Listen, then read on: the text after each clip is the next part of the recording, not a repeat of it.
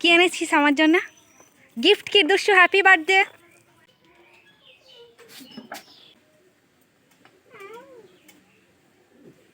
এটা যাই হোক না দিয়ে জন্মদিনটা সবার কাছে স্পেশাল, তেমনই আমার কাছে অনেক স্পেশাল ছিল।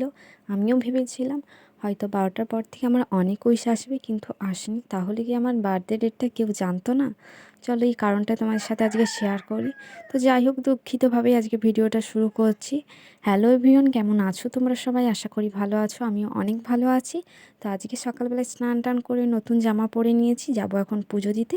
তো চলো এখন বাড়ি থেকে বেরোনো যাক। তো ফাইনালি তারপরে রাস্তায় আর কোনো ক্লিপ নেওয়া হয়নি, চলে এসেছি মন্দিরে। এখানে মঙ্গলা মন্দির এসেছি পুজো দিতে। তো জন্মদিনে মায়ের কাছে সব বছরই আসা হয় পুজো দেওয়ার জন্য। আর দেখো বেশি ভিড় নেই, অল্প ভিড় রয়েছে, 1-2 জন রয়েছে, যেহেতু আমি গিয়েছিলাম বুধবার দিনে, আর মঙ্গলবার দেখে বেশি ভিড় হয় ওই জন্য। যাই হোক, তারপরে পুজো টুজো দিয়ে এখানে কমপ্লিট হয়ে গেছে। এখন প্রচুর গরম। তো বাড়ি চলো, বাড়িতে যেয়ে তোমাদেরকে কারণটা বলছি কেন কোনো উইশ পাইনি।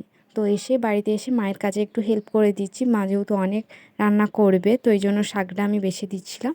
আর চলো কারণটা বলি এখন। তো হলো, জন্মদিনের ডেট বাংলার আর ইংরেজির সবারই যদি একই পড়ে তো তাহলে ভালো। তো আমার এবছর আলাদা আলাদা ডেট পড়েছে, আর আমার ছোটোবেলা থেকে বাংলার ডেটেই জন্মদিন পালন করে এসছে।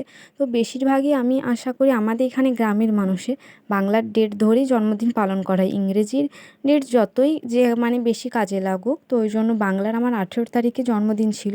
তো 18 তারিখ আগে পড়েছিল, তারপরে ইংরেজির মে মাসের 2 তারিখ পরে পড়েছে, সেহেতু বুধবার দিনই আমার জন্মদিন পালন হয়ে গিয়েছিলো। তো তারপরে বৃহস্পতিবার দিন আমি অনেক উইশ পেয়েছি, তো অনেক হ্যাপি ছিলাম। আর এইদিকে দেখো বলতে বলতে দুষ্টু আরেও চলে এসেছে। আর এইদিকে দেখো দুষ্টু আমার জন্য কী এনেছে। এখানে হচ্ছে দুষ্টু আমার জন্য দই আর মিষ্টি এনেছে। আর এইদিকে তারপরে মা আমাকে পায়েসটা করতে দিয়েছিল। এখানে পায়েসটা একটু ফুটে গেলেই নামিয়ে দেবো। কি সুন্দর ফুটছে দেখো। আর পায়েস খেতে আমার খুবই ভালো লাগে, আর জন্মদিন মানে আমার জন্য বিশেষত পায়েসটা হচ্ছে। আর এদিকে ডাল বসানো হয়েছে, তো ডালটা আর খুলে দেখালাম না। আর চলো রান্নাঘরে আর কি বাকি আছে তোমাদেরকে সেটা দেখাচ্ছি।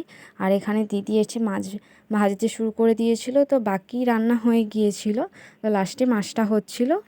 আর আরেকটা কারণ কি জানো, দুষ্টুর আমার কিন্তু একদিনই জন্মদিনের ডেট। ওরও 18 তারিখ বাংলার, আমারও 18 তারিখ, আর ওরও 2 তারিখ ইংরেজির, আমারও 2 তারিখ।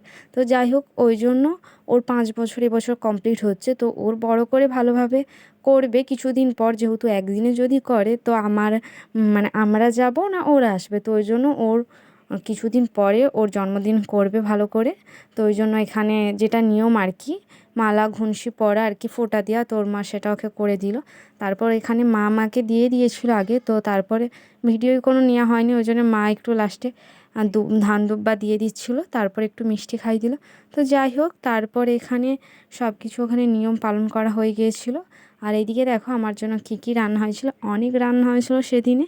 তো অনেক কিছু ভাজাভুজি তরকারি হয়েছিল। আর এখানে দেখতে পাচ্ছ পাশে দুষ্টু বসে আছে, ওকে কিন্তু এইভাবে দেওয়া হয়নি, ওরও জন্মদিন। কারণটা কি চলো সেটা বলি। আর এদিকে দাদা আর বৌদি এসেছিলো, কারণ ও এখানে এত কিছুর ভিতরে কোনো কিছুই খায় না, ডাল ভাত আর দই ছাড়া ও কোনো কিছুই খাবে না। ওই জন্য ওকে এইভাবে আর কি সাজিয়ে দেওয়া হয়নি। ওর দই খেতেই বেশি পছন্দ করে, ওই জন্য ওর হচ্ছে ডাল ভাত আর শাক ভাজা আর দই এইটুকুই পছন্দ করে, আর মাছ ভাজা হয়তো। তাছাড়াও খেতে পছন্দ করে না বলে ওকে দেওয়া হয়নি। তো তারপরে ওকে দেওয়া হবে, ওর মা হচ্ছে আলাদাভাবে ওর জন্য ওকে খাইয়ে দিতে হবে, যেহেতু ছোটো ছেলে।